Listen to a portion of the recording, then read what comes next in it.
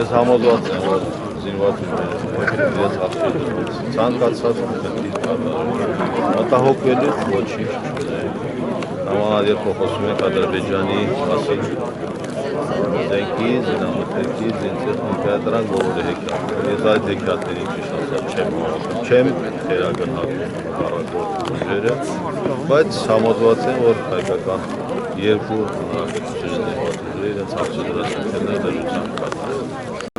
Այնուամենայնիվ բանակցային գործընթացի մասին երբ խոսում են Լևոն Տեր-Պետրոսյանը ամեն դեպքում հողանձնելու հետ կապված իսկապես նման բան կա ու ինչպես պետք է իրաչը հանգուցալուց Ես ուզում եմ հեքիաթների ընդհանրապես չհավատա եւ ես ճիշտ ասած ընդհանրապես չեմ ուզում ասել այն մարդկանց, որոնք քաղաքական դիվիդենտներ են հավաքում, նամանալ իմ համար դա շատ սարսափելի է, շատ վտանգավոր է եւ որ ընդհանրապես չլսել, չկարդալ նմանատիպ մարդկանց կամ քաղաքական գործիչներ հայտարարություն։ Պարոն Բալասանյան, այսօր սեղանին դրված է Մադրիդյան փաստաթուղթը, համենայնպես պաշտոնական կողմը ասում է, որ Մադրիդյանը, որտեղ հստակ բանակցվում է հողերի զիջման հարցը։ Այսինքն ձեր ասածով մեր ամբողջ բանակցային գործընթացը պատերազմից ի վեր սխալ ճանապարհով է գնում։ Խոսում ենք մի բանի մասին, որ իրականության հետ չի համապատասխանում։ Ընդհանրապես աշխարհում գեոպոլիտիկան այնպիսի անկախատեսելի զարգացումներ է գնում, որ դրանք մնացել են սա հետին պլանները։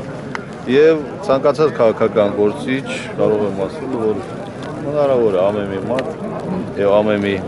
պետական այր չի վերաբերում Հայաստանի Հանրապետության, Լեռնային Ղարաբաղի Հանրապետության, բոլորին է վերաբերում, կարող են ցանկացած ժամանակ շահելու համար իրենց բլեֆները անեն, այսպես ասած։ Եվ ընդհանրապես խոսել մի սկզբունքների մասին, երբ որ Ադրբեջանը ընդհանրապես չի ընդունում նմանատիպ սկզբունքներ, եւ տեսնում եք վերակառավարողը Ադրբեջանի Հանրապետությունը ունի հեռահար ծրագրեր։ Մենք հեռահար ծրագրերի հետ գործ չունենք, մեր երկիրը կայացած է երկու հայկական հանրապետություն կայացած է, մենք ունենք համատեղ աշխատանքներ եւ արտաքին քաղաքականությունում եւ ներքին Ընդհանրապես մի ընդունեք ու մի լսեք նրանց, ովքեր ասում են ոչ մի քիչ հող չենք տալու կամ նրանք, ովքեր կարող են պաշտպանել իրենց հողահայրենին, չեն տա։ Ովքեր չեն կարող պաշտպանել, այդ թիզ հողերը կխլեն։ Ես համոզված եմ, որ մեզանից ոչ մեկը չի կարող մեզ ապրիլյան օրերը դա մեզ բոլորի համար մեծ դասել։ Մեր բաստողունների մասին արդեն գիտենք, բաստողունները լրացրել ենք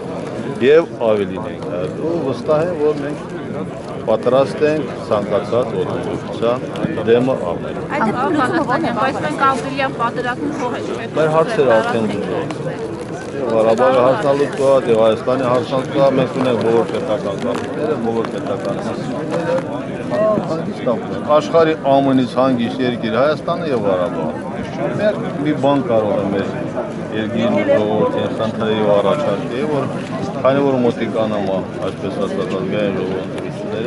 բոլորի խնդիրը որ ձեզ մնալ ներքաղաքական լարվածություն։ Նայեք, Սիրան Օմանյանը նաև ձեր եկել է, որքան հասկանում եմ, փաստորեն այս իշխանությունները արդեն համարում է արատավոր համակարգ։ Ամեն մի մարդ ինքնավորում իրենք երբ ով է, դա չի նշանակում։ Դուք ինչպես եք գնահատում Սիրան Օմանյանի այս քննադատական։ Շատ վտանգավոր։ Ինչու՞։ Որովհետև ամեն ցանկացած մի մարդ նմանատ ուժային կառույցի ղեկավարը իրավունք չունի նմանատիպ վերաբերմունք ցուցաբերել։ Իրավունք չունի նման վերաբերմունք ցուցաբերել իշխանությունը։ Թե բարոյական, թե պաշտոնական, թե զուտ որպես անձ, թե զուտ որպես պատական ճանապարհ, պատերազմական գործողությունների մասնակից։ Բալասանյան ասում է, որ սպասում եք ասել, քանի որ սասնապետերի հետ կապված է հասնում դա այդպես է եւ ՊՊՑ-ի գնդի հետ կապված է։ Ոչ, ընդհանրապես ես պաշտոն եմ ստացել, ոչ թե որևէ ինչ-որ ՊՊՑ-ի գնդի հետ կապված, այլ ինձ ավելի շատ ծանր պաշտոն եմ ստանում, ես այն պարտականությունը կատարում եմ գերազանց։